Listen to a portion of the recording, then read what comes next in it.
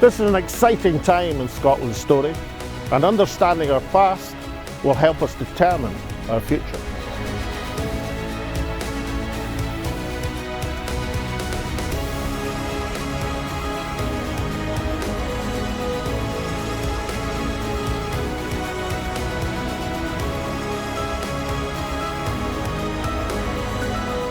And when Scotland's voice is heard, it charts the way forward.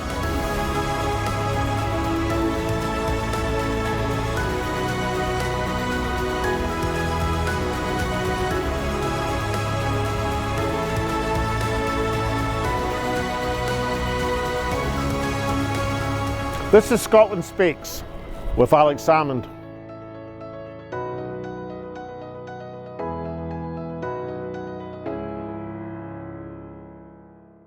Good morning and welcome to Scotland Speaks with Alex Salmond, with me back again in the chair at our popular broadcast time of 10 a.m. on a Saturday morning. And once again, before the football. Yes, indeed, as Alex always says, before the football and after a week which has shaken the foundations of the new Labour government.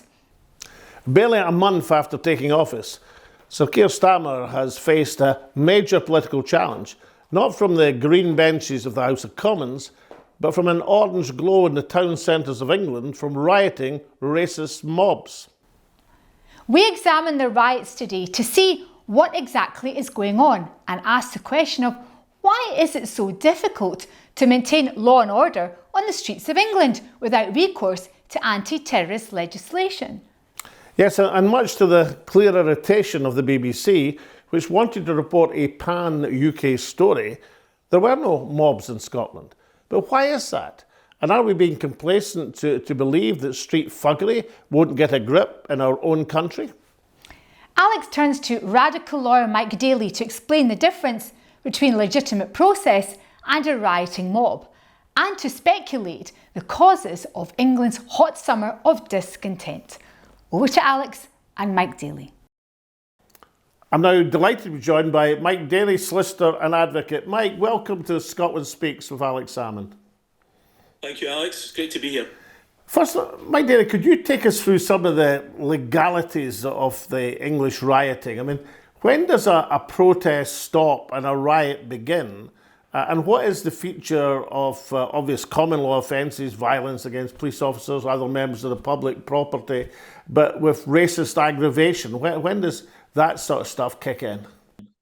Well, it's interesting. I mean, certainly the footage that I've seen so far from a number of different cities and towns in England, Alex, and indeed some footage from Belfast and Northern Ireland, I've not really seen any protesting, to be frank. So in terms of the legal position, Article 11 of the Human Rights Act of 1998 allows people the right to protest, the right to freedom of assembly, to campaign. But that's got to be done peacefully.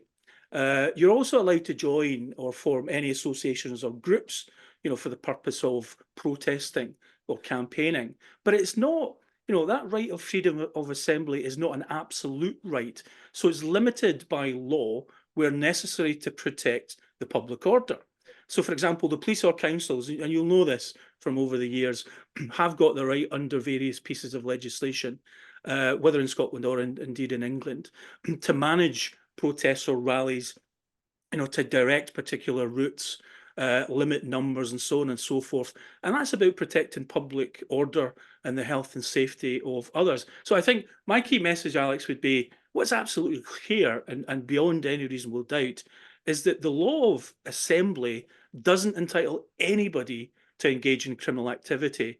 And I have to say, with great sadness, what we've seen over the last few days in, as I say, in cities or towns in Edinburgh, city or towns in England, and indeed Belfast, is ostensibly criminal activity and behaviour. So we've had mobs of people that have been rioting, they've been looting, they've been committing arson, attempted homicide in some cases, criminal damage, assaults, not just on people but also on the police, and various public order offences and racially aggravated criminal offences. So there is no justification for that whatsoever. So, to quote Elon Musk, who seems to be getting a rise out of the Prime Minister, is England heading towards civil war? Is it that sort of level of unrest? I don't believe that is the case. And I have to say, in terms of Elon Musk, I think he's almost like a 12-year-old, isn't he? I mean, he's the richest man in the world who's basically 12. So what he does is he likes to wind people up, Alex. I mean, and I have to say, I mean, if you've ever had, or you've been engaging in 12-year-old, misbehavior, you don't take the bait. And so I think the difficulty has been that Elon Musk has been very busy winding people up, saying all sorts of stuff. I mean, in the last few days, he had a kind of a one-on-one with Keir Starmer, the Prime Minister of the UK.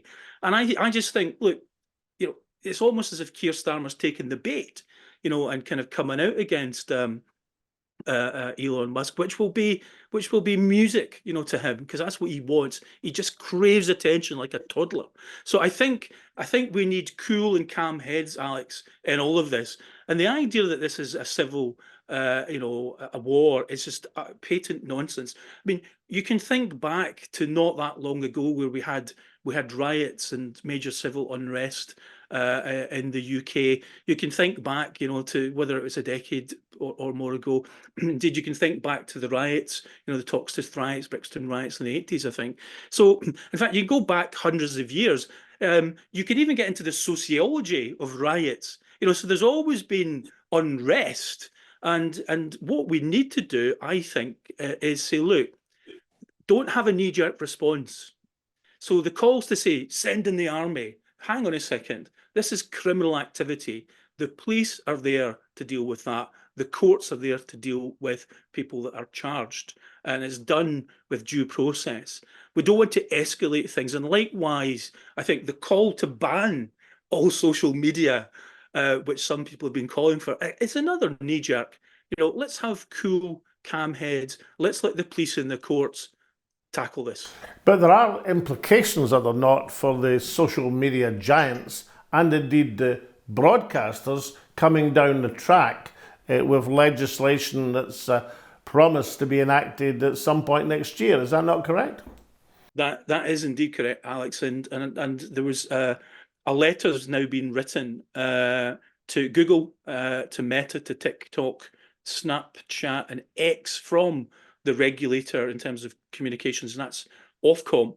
And that letter has said to those owners of those platforms that they have to make sure that they're not allowing their users, their customers, to stir up hatred, provoke violence, and commit criminal offences. Now, the Online Safety Act, as you have alluded to, isn't enforced until January 2025.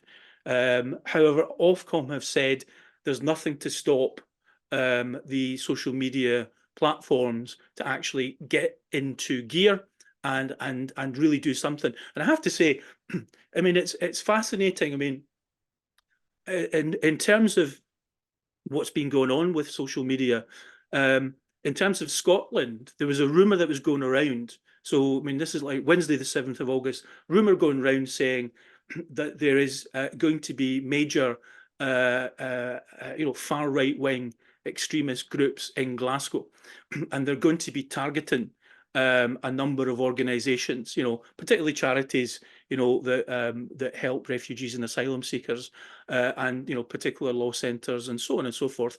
And people were terrified, Alex. Now, the police in Glasgow came in and said, look, this is not the case. There's nothing to confirm that this is the case. People might have got their dates mixed up in terms of, I think something's planned in September. I mean, we understand that the hesitate to say the chap's name, Tommy Robinson. Well, let's call him Tommy Lennon. Let's give him half of his real name. Yeah, we won't make him as English as roast beef, and we won't suggest he's a quasi-Russian. No, he's Yaxley Lennon, isn't he? And he, he was over in Cyprus, sunbathing, tweeting and stirring up all sorts of horrible stuff that was really fanning the flames. And he's not the only one. It's quite a worry that somebody like that, Alex, can have 900,000 followers, and it does make you pinch yourself and say, how come we've got so many people And let's not forget, Scotland, I don't think Scotland's immune to all of this, because, the Respect Party gained a very significant number of votes in Scotland. And if you're asking me to kind of look at this in the round, I think a lot of the bad stirring up goes back to just before Brexit, 2016. Now, what I'm really sort of suggesting here is that I think there's been a scapegoating of immigrants. There's been a fanning of the flames of grievance, dehumanising groups of people. And I do think, in some respects, it's exploiting the social inequality and the marginalisation that many people feel excluded from in society. And there's political forces, whether in England, whether in Scotland, in terms of, as I say, there are people, let's be clear about this, who want to use that as a wedge issue for their own political purpose. And I find that absolutely reprehensible. And that's the argument, and that's the fight that we need to have, the political fight to deal with those people. But there are those in Scotland, the BBC, for example, quite blatantly, who seem almost resentful that there's no riots in Scotland as yet, who warn people of the dangers of Scottish exceptionalism. In fact, it's not too difficult, is it, to understand why Scotland takes a different attitude, because it's very difficult to have a far-right protest if you're waving the wrong flag at a nation. Because Scotland is one of the few countries where the national flag is claimed not exclusively but largely by the left as opposed to the right. So, the Scotland is different. The BBC just seems to resent the fact it's different. Yeah, well, I absolutely agree. Scotland is different, and I think we're very fortunate. We've got very strong cohesive networks, in terms of civic society, in terms of people that are politically motivated, that are inclusive. So yeah, we need to resist any attempt to make this something in Scotland, and I see no reason for that to happen, to be honest, because I do think, I do think this is a concerted effort over a period of time to really fan the flames and to really, stir up trouble and hatred, and I think it's absolutely shocking, and I think we need to tackle that head on, and not, be absolutely clear about that. And there's been folk coming out in terms of, leaders of minority communities in England that have said, again, don't try and take the law into your own hands. We know you're angry, you're frightened. Don't be provoked. Let the police and the courts deal with this. And I think that's wise advice. Yeah, and why doesn't that apply to the Cyprus sunbather with his call to arms, call to demonstrate, or whatever he's doing next month? Why is this complicated? He's not got permission to do that. There's plenty of evidence of malicious intent, and I thought that'd be pretty evident. Why doesn't it just ban and do what Otto von Bismarck said he'd do with the British Expeditionary Force if they landed in the continent of Europe, that would send the police to arrest them? Why is this complicated? It doesn't seem to be complicated in the slightest. I wholeheartedly agree, Alex. Folk that are, that are the self-designated leaders. I hesitate to use that word because there's nothing leadership about these people, but people that kind of see themselves, and ultimately they're grifters. They're classy grifters that are hoovering up money from people by creating, as many divisions as they can. And I just genuinely thought it was beyond belief that, Yaxley Lennon is sitting on a sunbed in Cyprus, with his suntan lotion, tweeting his nasty stuff away. So you're right. If you're going to be inciting hatred or the possibility of public order offences and so on, then there's nothing to stop any of these people having their collar felt by the cops. How about significant other factors? I'm not going to call them causes of thuggery, because that would be to elevate thuggery. But there are issues, are there not, where more establishment politicians have turned a blind eye.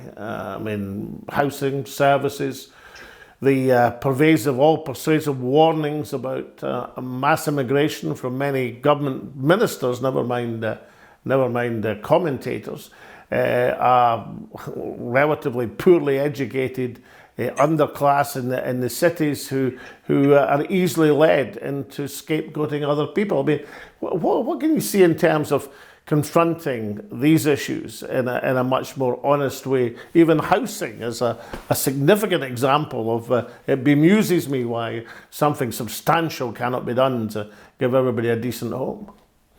No, I agree, Alex, and I think, let's be honest, when it comes to people, whether it's people who are claiming asylum and they obtain refugee status, or it's other people that are immigrants that come in to work in the UK. And there's a lot of things wrong with our asylum system. The fact that asylum seekers are not allowed to work is wrong, and that needs to be changed. Give them the dignity, because they've got lots of people there with different skills that could easily be helping the economy and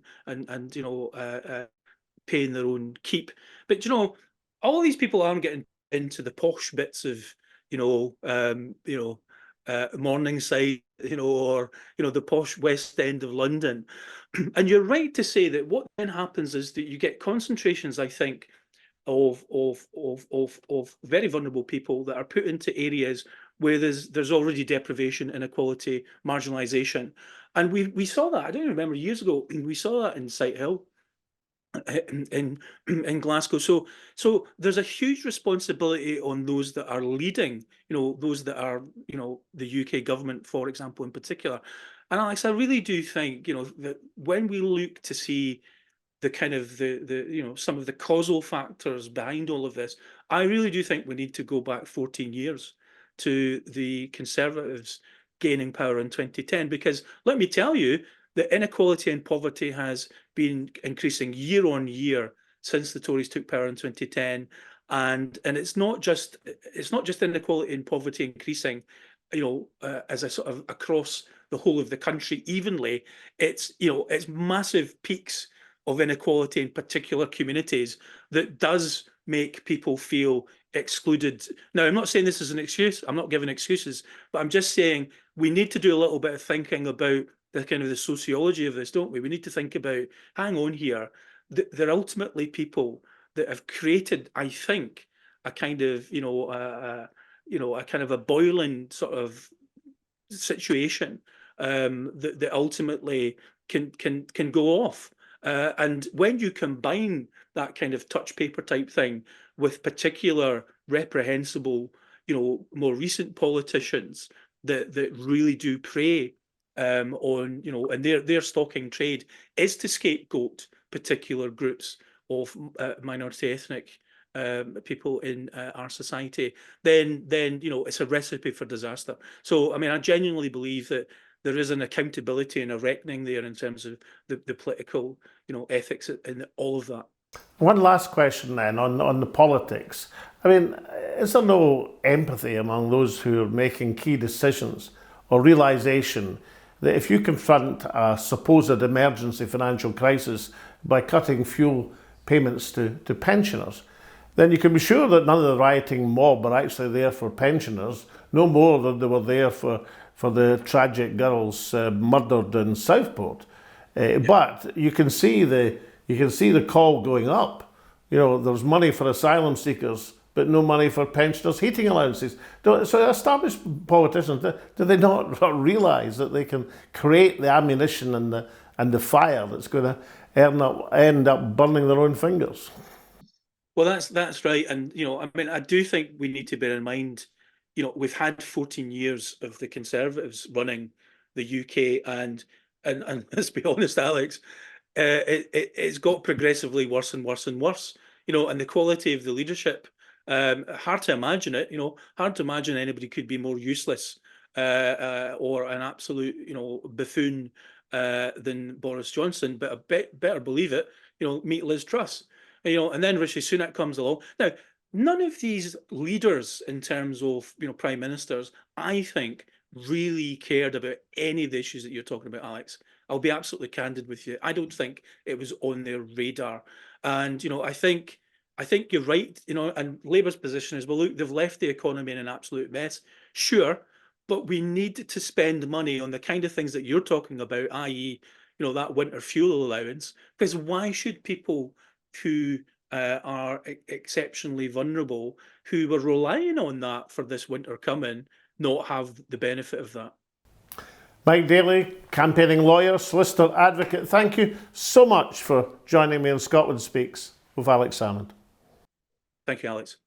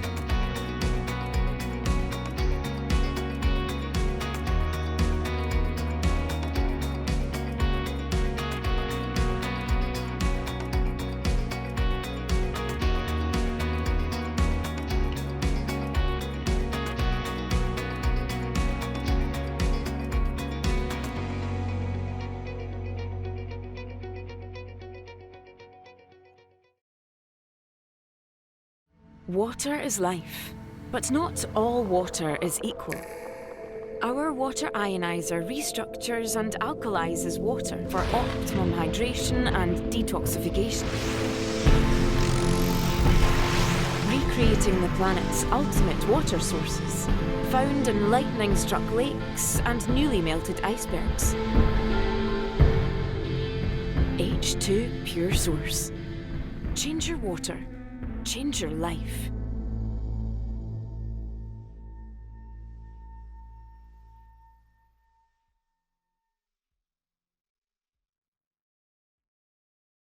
Welcome back. Now, last week, our show, which I wasn't present at, on the Chancellor's plans to steal the pensioners' heating allowances, I was on holiday, and Alex held the fort with this pair of rascals. Professor Richard Murphy did not miss and hit the wall when it came to his assessment of the démarche of Rachel Reeves. In fact, this is so stupid as a policy because this saving will be seen in extra costs for the NHS, particularly if we have a cold winter. On average, 25,000 pensioners a year die of hypothermia. That's going to get worse if they don't have this extra £300, which for pensioners who are only on their basic state pension and pension credit is going to be massively important. And remember, 800,000 of them won't get this. But Professor Richard Murphy, that's a pretty damning accusation. I mean, you're actually saying that the new Labour Chancellor, Rachel Reeves, is going to increase winter deaths among pensioners. I am saying that. I mean it. That's what I think she's going to do. I'm absolutely livid about it. I'm old enough to remember when the Labour Party seemed to care about ordinary people, seemed to have a bias towards those who were poorer or more vulnerable in society. And this is the exact opposite of that. I mean, I call Labour Lino for a good reason. Lino stands for Labour in name only. I sincerely hope people in Scotland who voted for Labour will think hard about this. Now, this is what you had to say about last week's show. Bruce McDougall says, every Westminster government is reluctant to tax the wealthy, which says just how bad democracy has become in Britain. One law for the rich and damn the poor. Ron Baird says, I would never believe in my lifetime a Labour Chancellor would take urgently needed money for pensioners. This is not the Labour Party, this is Tory Mark II. Paul says, This is far better than anything that the national media produces in terms of analysis and content. Alex always leaves other politicians trilling in his wake. Now he does the same with journalists. Great show. Derek says, if pensioners knew before the election what Labour was going to do, then millions would not have voted Labour. All politicians are sneaky blanks.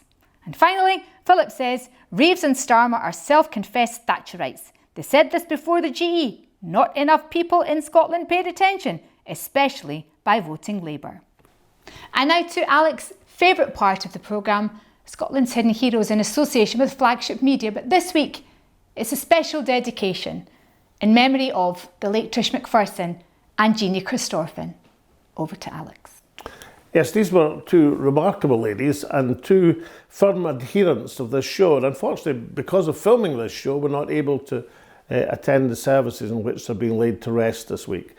But both Jeannie and Tricia were strong supporters of Alapa who battled through thick and thin over the last few years to establish a foothold for the new party. They died under very different circumstances, but they were brave and courageous women at the very heart of Scotland. And our condolences go to friends and to family, but also to note them this week as our very special two hidden heroes. Join us after the break when we hear Alex's summation on what's been going on the streets of England. We'll see you then.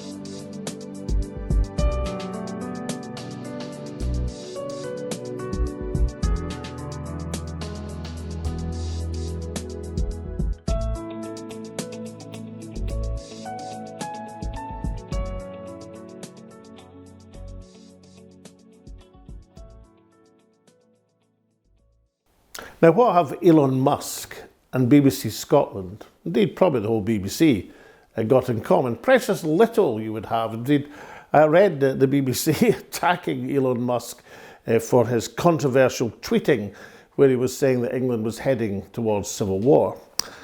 Well, I actually think they have got something in common. I think they're two cheeks of the same posterior.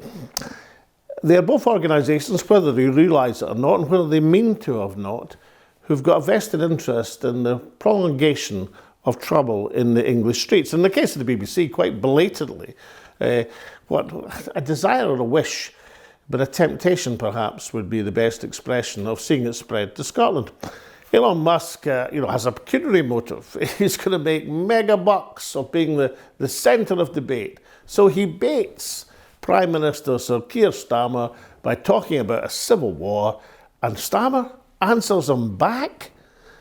Now, I would have thought somebody who'd just been elected with a thumping majority might have a bit more self-confidence in a democratic mandate to believe that he has to be at the beck and call and retort to any media tycoon and giant.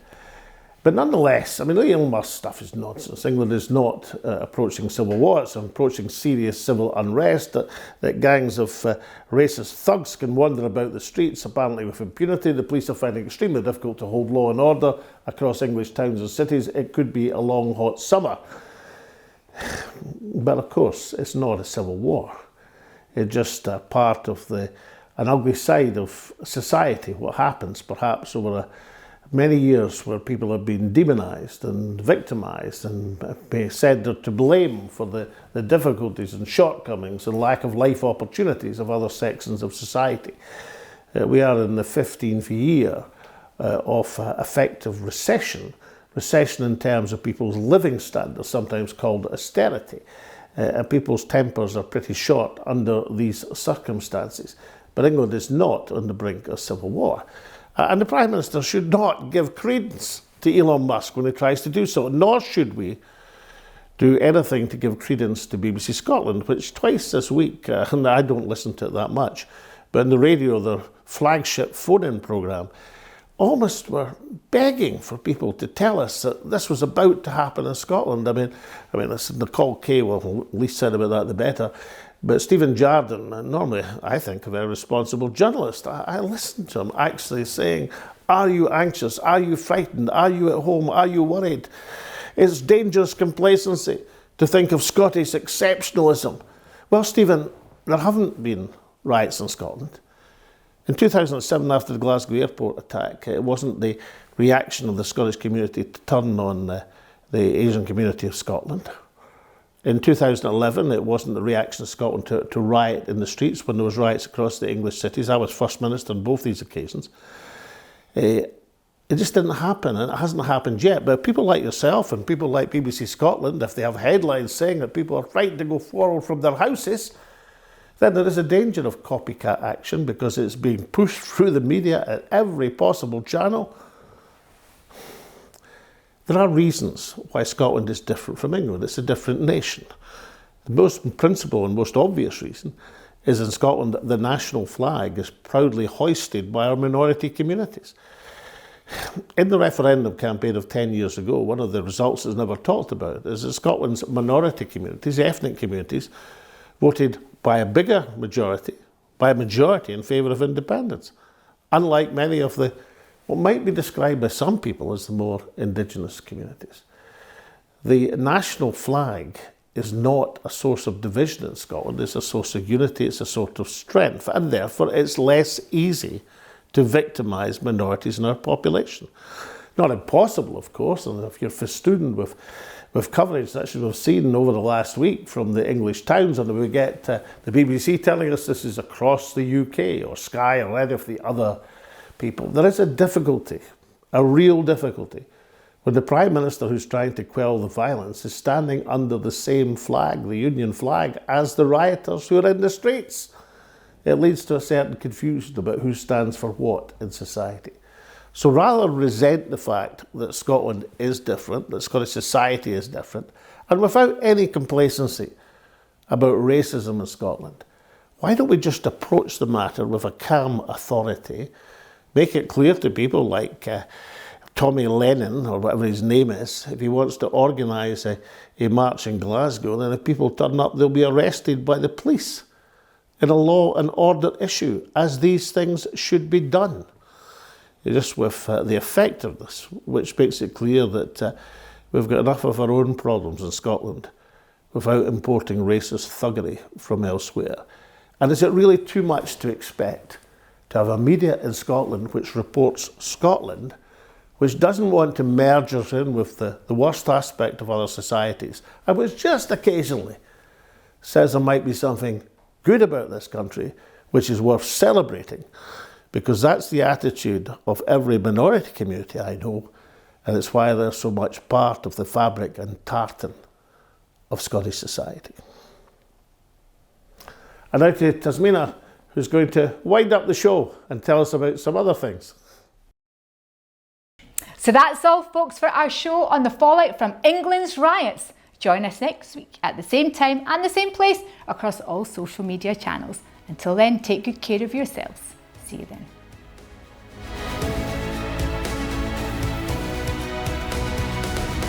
This is an exciting time in Scotland's story, and understanding our past will help us determine our future.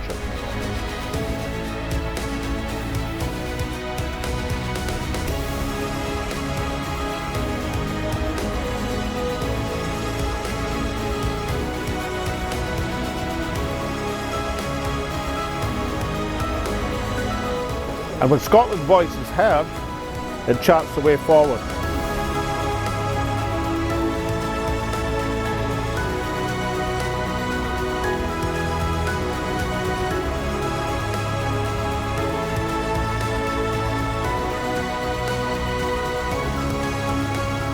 This is Scotland Speaks with Alex Salmond.